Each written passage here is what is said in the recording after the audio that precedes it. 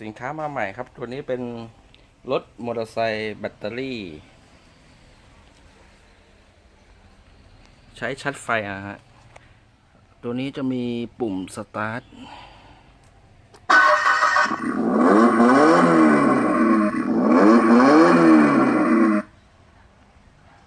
ตัวนี้จะเป็น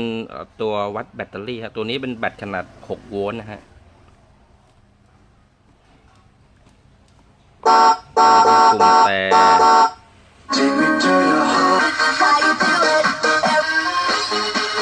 ตัวนี้เป็นปรับเพิ่มลดเสียงฮะตัวนี้สำหรับเปลี่ยนเพลงตัวนี้เป็นปุ่มแต่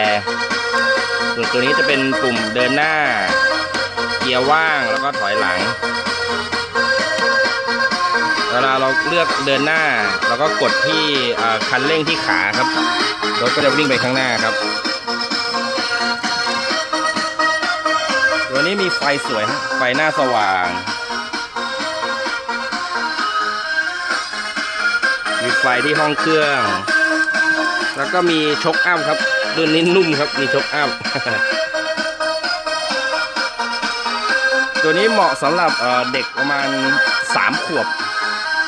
รับน้ำหนักได้30 กิโลครับตัวนี้รูชาร์จแบตจะอยู่ด้านข้างฮะเป็นรูตรงนี้ครับชาร์จแบตเต็มก็เล่นได้ประมาณชั่วโมงหนึ่งได้ครับ